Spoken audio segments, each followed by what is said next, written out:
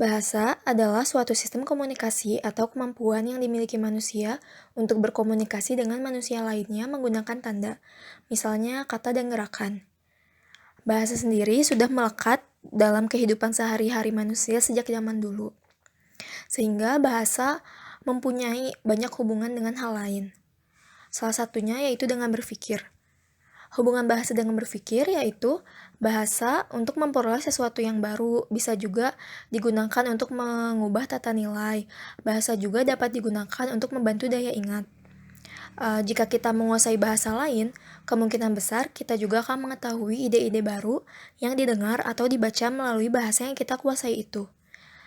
Mengetahui suatu bahasa mungkin tidak akan mempengaruhi cara berpikir kita, melainkan hanya dapat menambah isi dari pikiran kita. Selain itu, manusia juga hidup dengan berbudaya. Budaya sendiri merupakan suatu cara hidup yang terdapat pada sekelompok manusia yang berkembang dan diwariskan secara turun-temurun dari generasi ke generasi berikutnya. Dalam berbudaya, kita juga menggunakan bahasa, karena hampir seluruh bagian dalam kehidupan manusia dilingkupi oleh bahasa, sehingga bahasa adalah bagian yang tidak terpisahkan dari perkembangan budaya manusia. Segala aktivitas yang dilakukan oleh manusia dalam kehidupannya tidak terlepas dari unsur bahasa di dalamnya. Kemudian, hubungan antara bahasa dan kebudayaan merupakan hubungan yang subordinatif, di mana bahasa berada di bawah lingkup kebudayaan. Namun, pendapat lain, ada yang mengatakan bahwa bahasa dan kebudayaan mempunyai hubungan yang koordinatif, yakni hubungan yang sederajat yang kedudukannya sama tinggi. Assalamualaikum warahmatullahi wabarakatuh. Nama saya Vira Yuniar dan di sini saya akan menjelaskan tentang teori Wilhelm von Humboldt. Jadi beliau ini adalah seorang linguis Jerman yang lahir pada 22 Juni 1767 dan wafat pada 8 April 1835. Di sini beliau memaparkan bahwa pemikiran manusia itu ketergantungan pada bahasa. Artinya, bahwa pandangan hidup dan budaya suatu masyarakat itu ditentukan oleh bahasa masyarakat itu sendiri. Dan masyarakat dapat dinilai telah mengubah pandangan hidup mereka jika mereka sudah mempelajari bahasa yang lain, yang mana itu juga menentukan bahwa masyarakat tersebut telah menganut budaya yang lain. Menurut Van Humboldt, substansi bahasa itu terbagi dua. Yang pertama itu bunyi, dan yang kedua adalah pikiran yang belum terbentuk.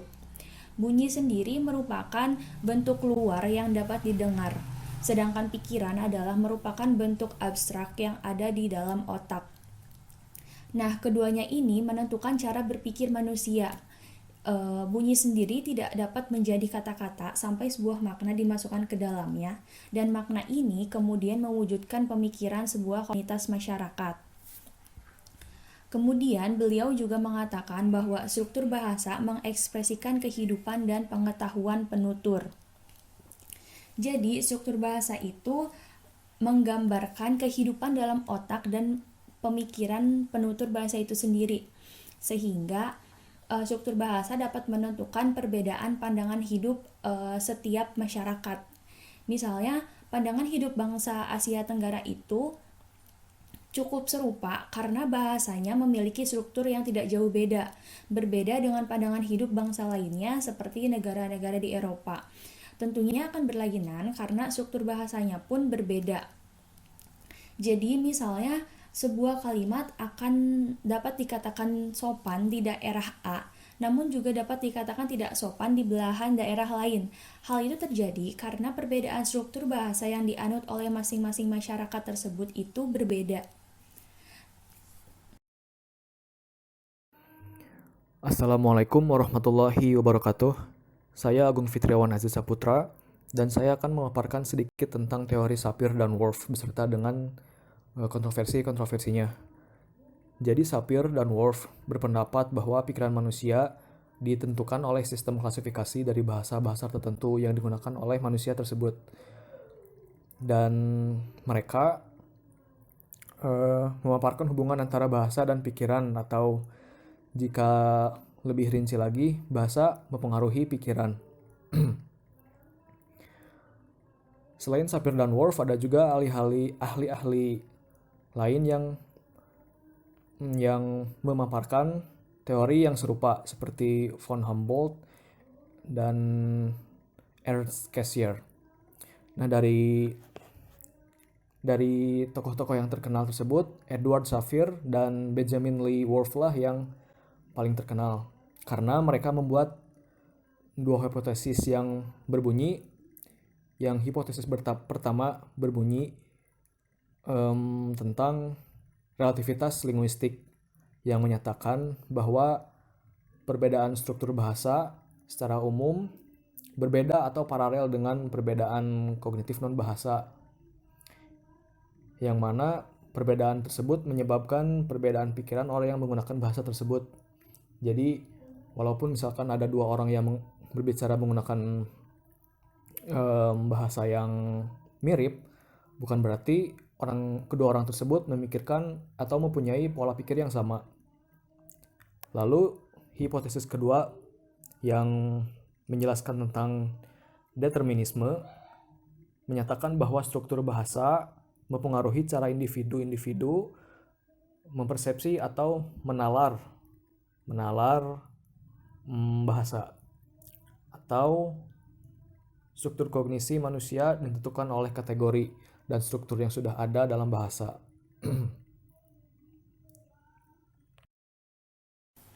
Saya Vira dan di sini saya akan melanjutkan menjelaskan tentang teori Jean Piaget. Jadi beliau adalah seorang psikolog Swiss yang lahir pada 9 Agustus tahun 1896 dan wafat pada 16 September 1980. Beliau menyatakan bahwa bahasa itu muncul karena ada proses berpikir. Tanpa berpikir, aspek kebahasaan tidak ada. Beliau ini mengembangkan teori pertumbuhan kognisi. Jadi, menurut teori ini, manusia dapat mempelajari sesuatu mengenai dunia adalah melalui tindakan dan perilakunya, dan setelah itu kemudian melalui bahasa. Nah, perkembangan teori kognitif sendiri terbagi pada 3 tahap. Yang pertama itu tahap organisasi, di mana anak telah mampu mengelompokkan suatu objek. Dengan contohnya itu mereka melihat objek baru namun dengan skema yang sama dan anak tersebut dapat menggenggamnya. Kemudian yang kedua adalah tahap adaptif. Ini terbagi kepada 2, yaitu asimilasi dan akomodasi. Asimilasi sendiri adalah tahap di mana seorang anak mampu menghubungkan pengetahuan baru dengan skema yang sudah ada. Contohnya, dia melihat suatu objek, kemudian ia bisa menggigitnya, memakannya, atau membantingnya.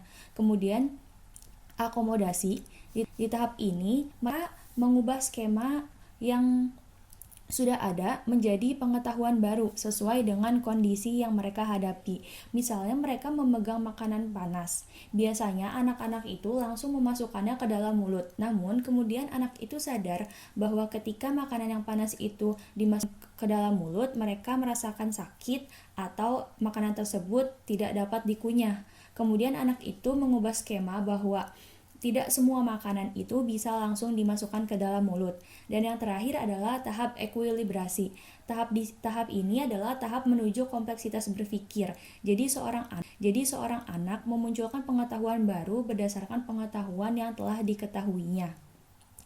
Nah, hal ini yang kemudian merealisasi tahap kognisi bahasa manusia. Jadi yang pertama itu tahap belum bisa mengucapkan kata-kata. Jadi mulanya seorang anak itu belum bisa mengucapkan kata apapun. Yang kedua itu adalah tahap berpikir, di mana dalam perkembangannya anak-anak bisa menggolongkan benda namun masih belum dapat mengucapkannya. Dan yang ketiga adalah tahap meniru namun belum sempurna.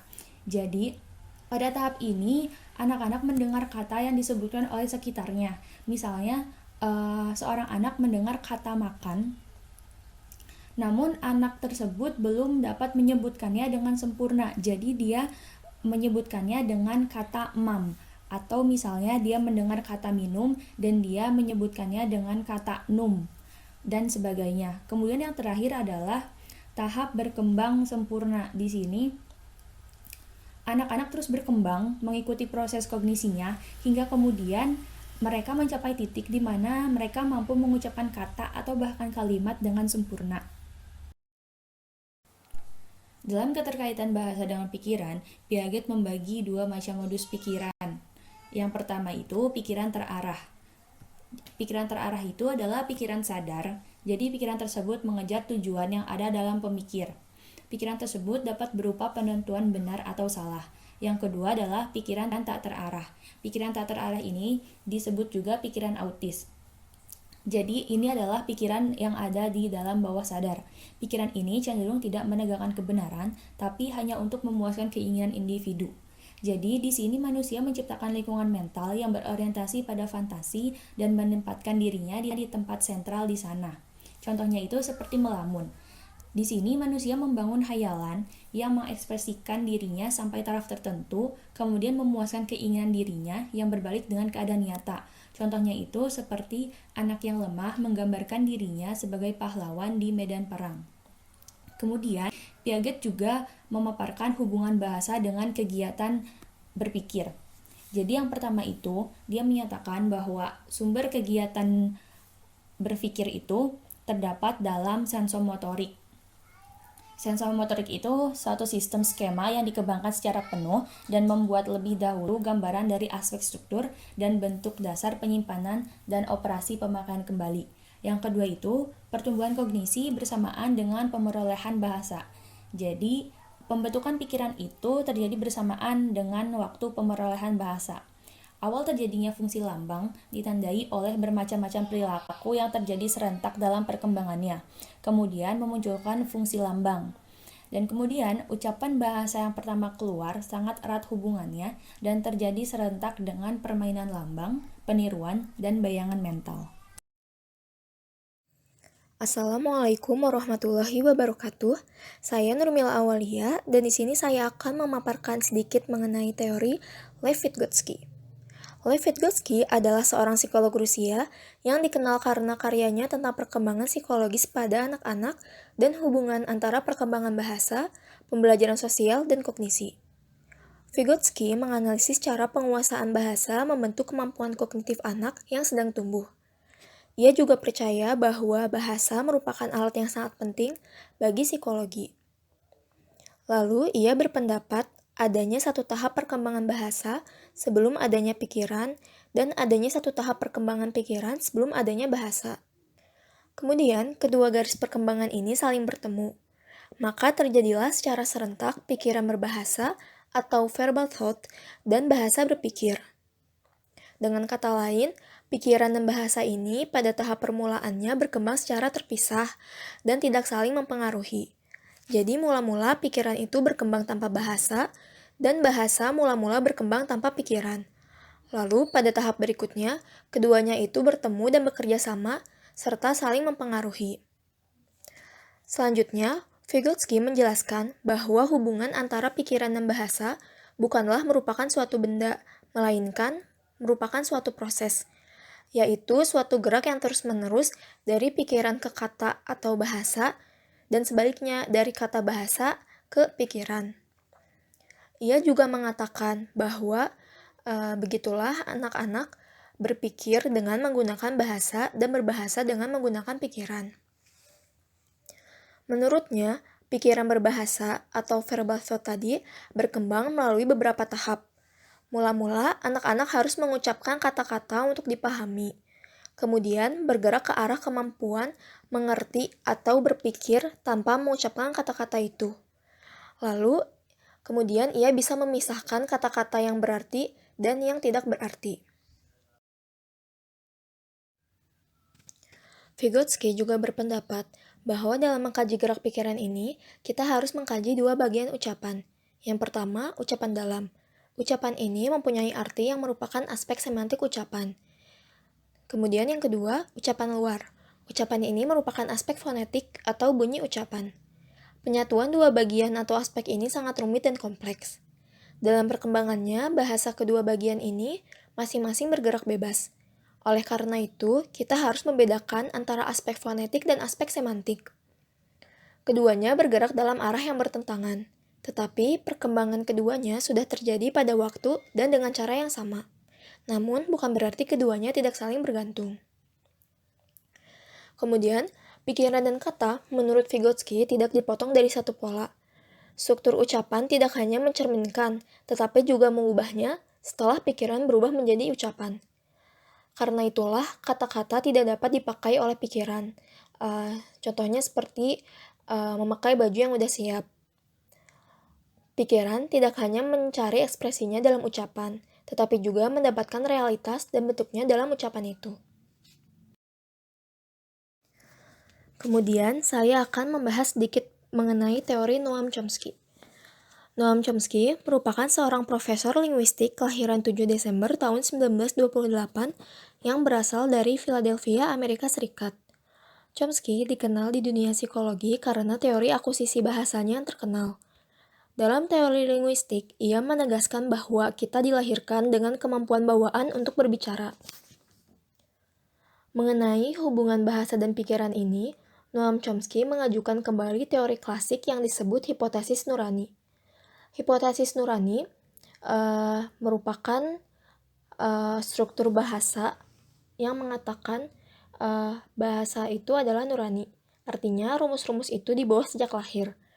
Pada waktu seorang anak mulai mempelajari bahasa ibu, dia telah dilengkapi sejak lahir itu sejenis peralatan konsep dengan struktur bahasa dalam yang bersifat universal. Hipotesis ini juga berpendapat bahwa struktur-struktur dalam bahasa adalah sama. Struktur dalam setiap bahasa bersifat otonom, dan karena itu tidak ada hubungannya dengan sistem kognisi atau pemikiran dan kecerdasan. Sebenarnya, teori ini tidak secara langsung membicarakan hubungan bahasa dengan pemikiran, tetapi kita dapat menarik kesimpulan mengenai hal itu karena Chomsky sendiri menegaskan bahwa pengkajian bahasa membuka perspektif yang baik dalam pengkajian proses mental atau pemikiran manusia. Kemudian, menurut Chomsky, bahasa-bahasa yang ada di dunia ini adalah sama karena didasari oleh satu sistem yang universal. Hanya pada tingkatnya saja yang berbeda. Yang pertama, ada yang disebut struktur dalam atau deep structure. Yang kedua, yaitu tingkat luar atau surface structure. Pada tingkat dalam, bahasa-bahasa itu terdapat rumus-rumus tata bahasa yang mengatur proses-proses untuk memungkinkan aspek kreatif bahasa bekerja. Chomsky mengistilahkan dengan inti proses generatif bahasa atau aspek kreatif terdapat pada tingkat dalam ini. Inti proses generatif inilah yang merupakan alat semantik untuk menciptakan kalimat-kalimat baru yang tidak terbatas jumlahnya. Singkatnya, tingkat dalam atau deep structure ini merupakan input ke komponen semantik yang mendeskripsikan maknanya, sedangkan tingkat luar atau surface structure merupakan input bagi sifat fisik bahasa atau komponen fonologis yang mendeskripsikan suara. Bismillahirrahmanirrahim. Assalamualaikum warahmatullahi wabarakatuh.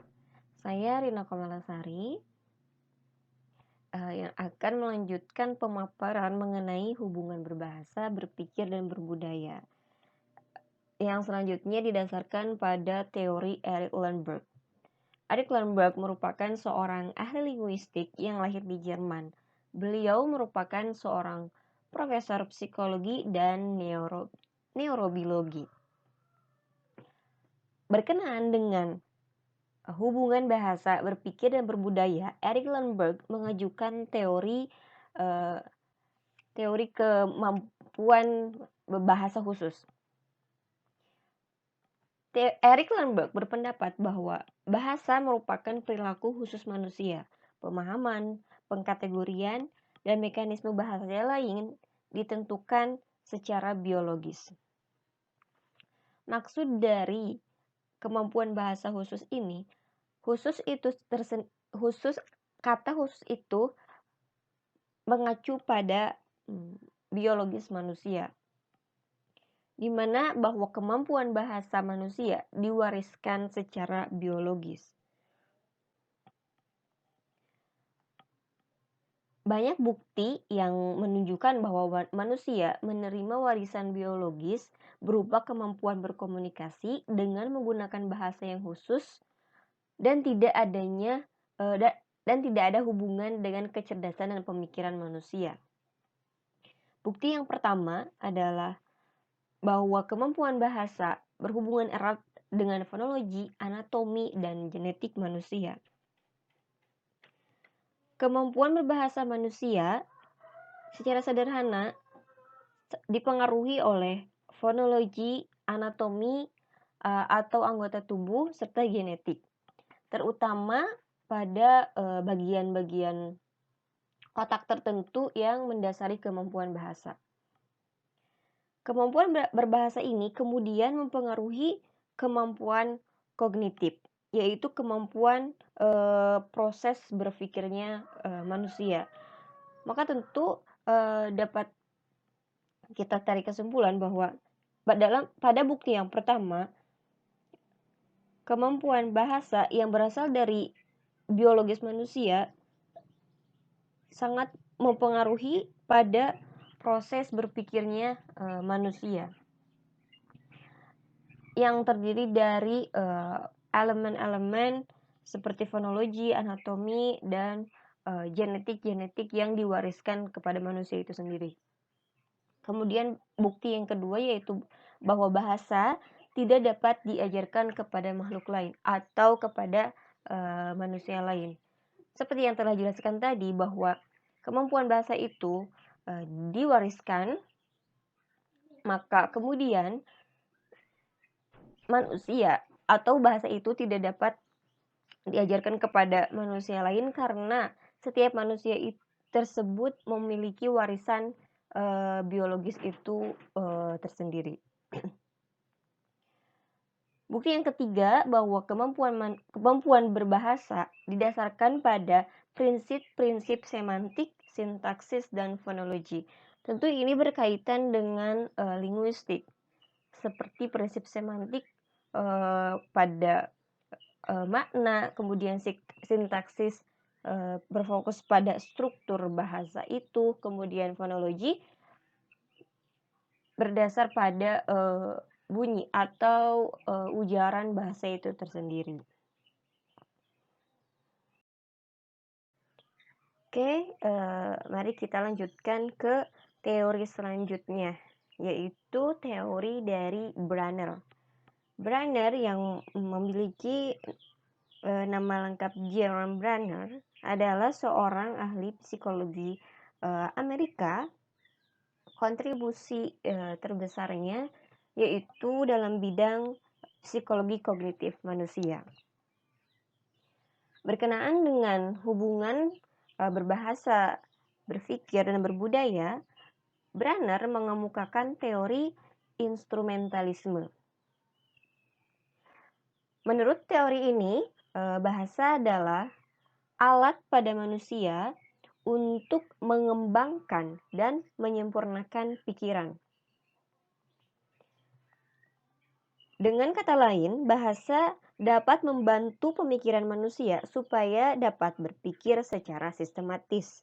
Bahasa dan pemikiran berkembang dari sumber yang sama dan berkembang secara bersamaan.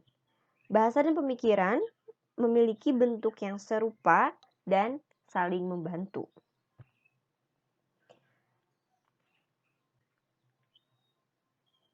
Branner mengemukakan bahwa ada beberapa tahapan dalam kaitannya dengan berpikir dan berbahasa. Tahapan ini dibagi menjadi 3, yaitu yang pertama tahap enaktif, yaitu tahap pemerolehan pengetahuan yang didasari oleh kenyataan. Kemudian tahap yang kedua, tahap ikonik, yaitu penggambaran terhadap hasil yang diperoleh pada tahap enaktif atau pada tahap sebelumnya. Kemudian tahap yang ketiga yaitu tahap simbolik. Artinya pada tahap ini pengetahuan berbahasa dapat diilustrasikan atau digambarkan seperti seseorang yang memperoleh pengetahuan tentang bahasa dengan melihat objek yang nyata. Dapat dicontohkan misalnya ada seorang anak yang mengamati bagaimana bahasa diucapkan oleh seorang dewasa. Maka ini masih berada pada tahap enaktif. Kemudian lanjut pada tahap ikonik. Anak itu menirukan atau mengabstraksikan dalam pikirannya dalam bentuk gambaran yang nyata. Seorang anak meniru ucapan yang telah ia amati sebelumnya dan bahasa itu tergambar pada pikirannya. Kemudian masuk pada tahap yang ketiga atau pada tahap yang terakhir, bahasa tersebut telah dapat diucapkan oleh seorang anak itu secara sempurna, kemudian anak tersebut dengan sendirinya menghubungkan pengetahuan yang dia miliki terhadap objek-objek yang telah dia dapat.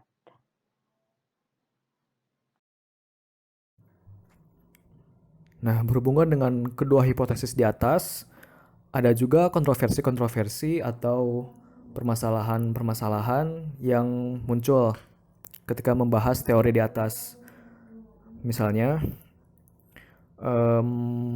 ada misalkan orang Eskimo, orang-orang dari utara yang hidupnya itu di tengah-tengah salju, sehingga mereka memiliki banyak kosakata tentang salju. Terus orang Arab, mereka hidup di tengah-tengah udara yang panas, cuaca yang panas, daerah yang gersang. Dan orang Arab juga bisa dikatakan punya kaitan erat ya dengan hewan-hewan panas, hewan-hewan gurun seperti unta atau kalajengking. Nah, bahasa sendiri dikembangkan sesuai dengan tantangan budaya atau tantangan geografis. Dan fakta bahwa manusia itu tidak bisa membedakan objek-objek yang berbeda itu sebenarnya tidak benar, dan faktanya manusia memang bisa membedakan objek walaupun objek itu memiliki nama yang berbeda menurut manusia tersebut. Jadi orang Eskimo tahu unta itu apa dalam bahasa mereka sendiri. Sebaliknya, orang Arab pun tahu unta itu apa dalam bahasa mereka sendiri. Jadi masing-masing memiliki kosakata untuk objek-objek yang berbeda dengan kosakata yang berbeda pula. So, dengan bahasa, individu mampu menggambarkan pengalamannya dan mengkomunikasikannya pada orang lain, karena bahasa itu seperti lambang ya, sistem lambang yang tidak terbatas yang mampu mengungkapkan segala pemikiran manusia. Oke, sekian dari saya. Mohon maaf apabila masih banyak kekurangan. Wassalamualaikum warahmatullahi wabarakatuh.